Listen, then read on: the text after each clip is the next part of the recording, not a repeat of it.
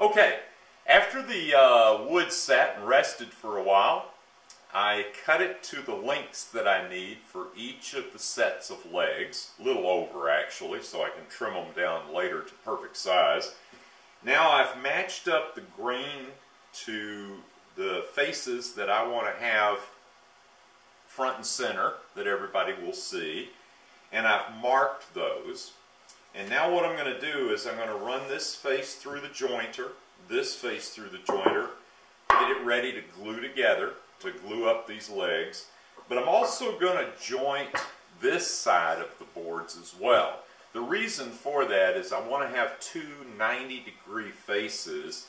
Then after the glue is set, I'll be able to trim everything down to size and get it perfectly square. So let's see how that's going to work.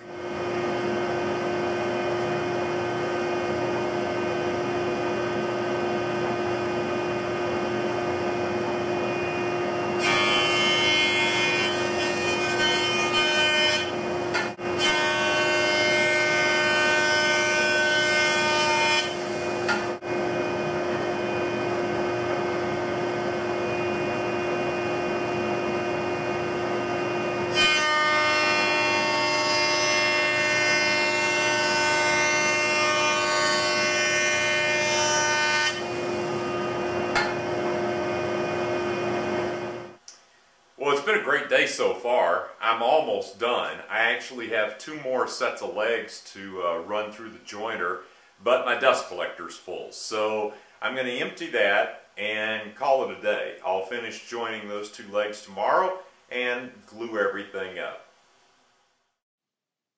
I'm gluing up 5 pairs of leg sets at a time. As you can see, I like to use a J-roller to spread the glue. I've tried old credit cards, and I always seem to slop glue over the sides of the boards. I've tried brushes, and no matter what kind I buy, it seems I always get a bristle or two in the glue. The J-roller gives me a smooth, even glue surface without a lot of fuss. I'm putting the glue on fairly liberally. I'll clean up any squeeze out with a scraper after the glue is set up for 30 or 45 minutes. I'm using Titebond to extend the glue, even though this video doesn't make it seem like open working time will be a problem.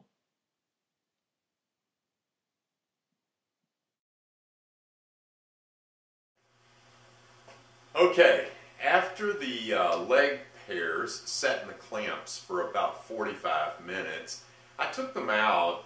I wanted the Titebond Extend glue to set up good, but not set up rock hard, because I wanted to go ahead and scrape off any squeeze out of the glue that might have occurred. After that, I let the legs sit overnight so they could cure completely. I came back in and ran that one face through the jointer, one pass, just to clean off any glue that might be left there. I then turned that, using that as a reference edge, and planed one more square face. I now have 2 adjacent square faces, and I'm going to run this through the planer to take off any high spots here from my freehand bandsawing. And I'm going to run the opposite to this square face through.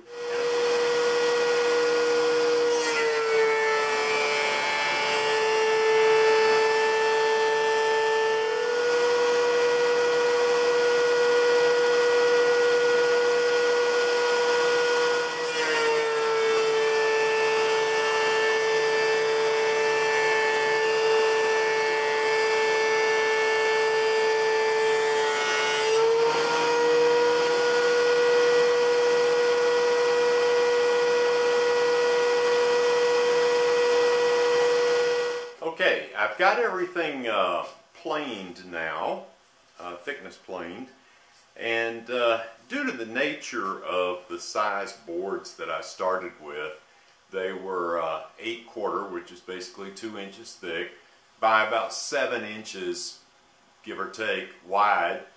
And because I split them in half and folded them over and glued them together, I wound up with boards that are about 3.5 inches, 3.25 to 3.5 inches by closer to 4 inches going the other direction. So instead of just using the thickness planer and taking this off to make it square, I decided that I would resaw 1/4 of an inch, really about 5/16 of an inch. That way I can use these nice cherry boards for panels in the Credenza and in the bookcase that I'm going to be building. So I set the bandsaw up for resawing. I used my marking gauge to mark a line. So let's cut some boards.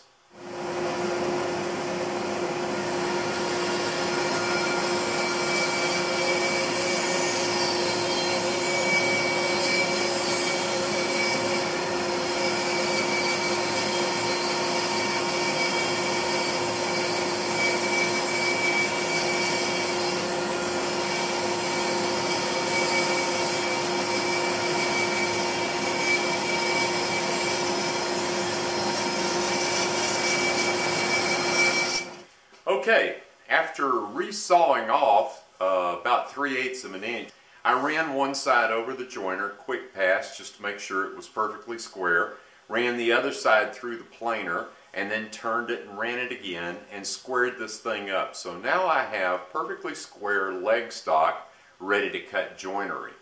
This sort of reminds me of the old MASH episode when Frank Burns was looking for somebody to carve a statue of the Colonel. He talked to a South Korean businessman and he said, "Can you carve?" And the South Korean guy said, "Oh yeah." He said, "Look at this."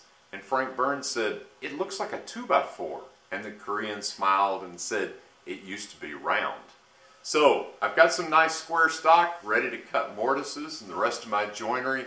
I'm really excited because that's the fun part. See you next time when we start to cut the leg joinery for the desk.